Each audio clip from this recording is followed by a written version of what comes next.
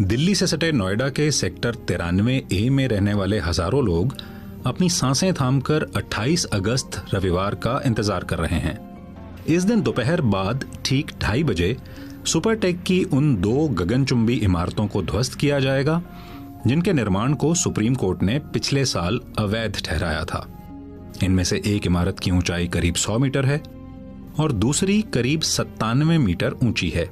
इन दोनों टावर्स के साथ लगती 2 बड़ी हाउसिंग सोसाइटीज हैं जिनमें करीब 7,000 लोग रहते हैं। इनमें से बहुत से लोग अब डरे हुए हैं। बहुत डर का माहौल है सबके इस टावर में। एक्चुअली में इस टावर में इतना डर लग रहा है, लोगों को लग रहा है कि इसके ऊपर ही गिरने वाला है। ये एकदम बगल में है एक तो, और इतना ऊंचा है तो लगता है सारे उछल उछल के सारे पत्थर हमारे घर में आने वाले हैं। शोभा बैद का डर स्वाभाविक है। उनके घर की छत पर एक बड़े साए की तरह मंडराते इन ट्विन टावर्स के नीचे गिराए जाने का ख्याल किसी की भी नींद उड़ा सकता है। सुपरटेक के ट्विन टावर्स को गिराने को लेकर बहुत सी चिंताएं और डर बने हुए हैं, लेकिन जो सबसे बड़ा डर है, आइए हम आपको दिखाते हैं। ट्विन टावर्स के बिल्कुल साथ ही ये जो आप सफ़ेद शीट में लिपटा हुआ स्ट्रक्चर देख रहे हैं, ये एमरल्ड कोर्ट हाउसिंग सोसाइटी का एक रेजिडेंशियल ब्लॉक है। और जैसा कि आप देख सकते हैं, इस रेजिडेंशियल ब्लॉक और ट्विन टावर्स के बीच का फासला महज चंद कदमों का ही है। तो रविवार को जब बारूद लगाकर इन ट्विन टावर्स को गिराया जाएगा तो इसका साथ लगने वाले हाउसिंग सोसाइटीज पर क्या असर होगा, ये एक बहुत बड़ा सवाल बना हुआ है। सुपरटेक ट्विन टावर्स को गिराने के लिए महीनों से तैयारी की गई है। ट्विन टावर्स को गिराने का काम एडिफिस इंजीनियरिंग नाम की कंपनी करने जा रही है। कंपनी के मुताबिक बारूद को चिंगारी दिखाने का काम सियान नाम के टावर से होगा, जो एपेक्स नाम के दूसरे टावर से ऊंचाई में थोड़ा ही कम है। सुपरटेक के दोनों टावर्स को गिराने के लिए 3700 किलोग्राम बारूद इस्तेमाल किया जाएगा। इन दोनों टावर्स में बारूद लगाने के लिए 9642 छेद किए गए हैं। बारूद को चिंगारी दिखाने में कुल 7 सेकंड का समय लगेगा। बारूद में आग लगने के बाद 5 सेकंड में ही दोनों टावर्स एक साथ ध्वस्त हो जाएंगे। एडिफिस इंजीनियरिंग के अधिकारियों का जोर देकर कहना है कि सारी तैयारी बहुत ही वैज्ञानिक तरीके से की गई है और घबराने की कोई बात नहीं है। इसको हम फ्री फॉल नहीं कह सकते। दिस हैज बीन डिजाइन के हमको जिस साइड चाहिए, जिस तरीके से नीचे आना चाहिए, उस तरीके से इसको प्रिपेयर किया गया है। स्ट्रक्चरली तो हमको कुछ ऐसी आशंका नहीं है कि कुछ भी डैमेज हो सकता है।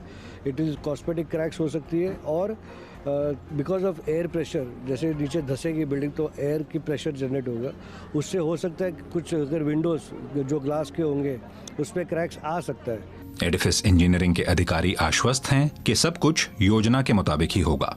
एमरल्ड कोर्ट की जो ये बिल्डिंग है, ये बहुत ही नज़दीक है इस टावर के। इन स्ट्रक्चर्स को कितना खतरा है? सर 100% बिल्कुल खतरा नहीं है। इफ अगर इंडियन लॉज अलाउड करते तो मैं खुद वहाँ टेरेस पे खड़ा रहता था ये फॉल देखने के लिए।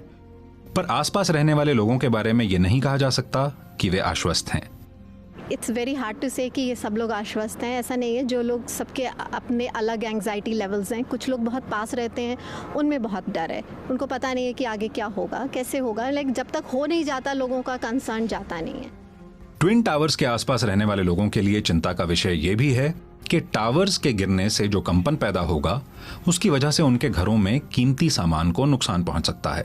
इस संभावना से निपटने के लिए उन्होंने तैयारी भी शुरू कर दी है। जो वॉल्स पे फ्रेम्स हैं, शैंडलियर्स हैं, लैंप्स हैं, उनको उतार के पैक करके रखना, ओपन एरियाज को टेप से कवर करना सो दैट डस्ट या पोल्यूशन कुछ भी अंदर ना आए। अभी यहाँ पे हमें पता नहीं कि कितनी ज़ोर से वाइब्रेशंस आएगी, क्या होगा, सारी खिड़कियाँ टूट जाएंगी, तो हम उस पर कवरिंग लगा रहे हैं। अभी जितना हो सकता है हमने कॉन्ट्रैक्टर से लिया है। और फिर हमारे घर पे बहुत हैंगिंग ऑब्जेक्ट्स भी है, तो जब एक्सप्लोजन होगा, फटेगा, तो धमाके से शायद वो गिर जाए, तो उसको भी निकाल के सबको, मतलब जो भी जैसे ऊपर झूमर जो भी लगे हैं उसको हटाना पड़ेगा। सुपरटेक ट्विन टावर्स के आसपास रहने वाले सभी लोगों को रविवार सुबह 7 बजे तक अपने घरों को छोड़कर जाना होगा और शाम 4 बजे से पहले वापस आने की इजाजत नहीं होगी। इस तरह की चीज़ हमने एक्सपीरियंस करी ही नहीं है और शायद ऐसा पहले कभी हुआ भी नहीं है यहाँ पे। इसलिए एक दिन पहले में हम निकलना चाहेंगे और एक दिन बाद आना चाहेंगे, क्योंकि मेरी बेटी एस्थमेटिक है और यहाँ पर बता रहे हैं कि बहुत ज़्यादा धूल उड़ेगी, तो वो सबसाइड करने में कहते हो रहे हैं 3-4 घंटे में हो जाएगा। मुझे लगता नहीं है, तो मैं पूरे 24 घंटे बाद ही आऊँगा। इन टावर्स के गिरने के बाद पर्यावरण पर पड़ने वाले असर पर भी चिंता जताई जा रही है। इसका इम्पैक्ट जो है पर्यावरण के लिहाज से वो लंबा होने वाला है। वो एक दिनों में ये धूल जो है वो सेटल नहीं होने वाली है। अगर मौसम ने आपका साथ दिया कि बारिश हो गई, तब तो बहुत आसानी से धूल सेटल हो जाएगी। बहुत से धूल ऐसे होते हैं जो आपको दिखते हैं, जो डिमोलिशन के बाद आपको गुब्बार सा निकलेगा, लेकिन बहुत से धूल जो है वो दिखते नहीं है, बहुत छोटे होते हैं, माइन्यूट होते हैं, सस्पेंडेड फॉर्म में आपके आकाश में कई दिनों तक रहते हैं और वो बड़े हैजार्डस होते हैं क्योंकि वो सीमेंट होता है। तो ये जो चीज़ें हैं ये लंग्स में जाने के बाद बच्चों को खासकर बहुत नुकसान पहुंचा सकती है। ट्विन टावर्स के आसपास रहने वाले लोग चिंता से घिरे हैं, लेकिन इस इलाके के आसपास से गुजरने वाले लोग उत्सुकता से भरे हुए दिखाई देते हैं।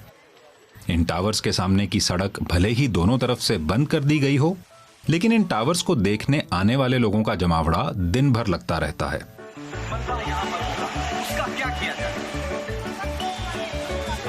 साथ ही मीडिया की एक बड़ी फौज इन दोनों टावर्स के सामने से इनकी कहानी परत दर परत सुनाती नजर आती है। मीडिया से जुड़े कुछ नजारे ऐसे भी दिखते हैं जो पीपली लाइव नाम की एक फिल्म की याद दिला जाते हैं।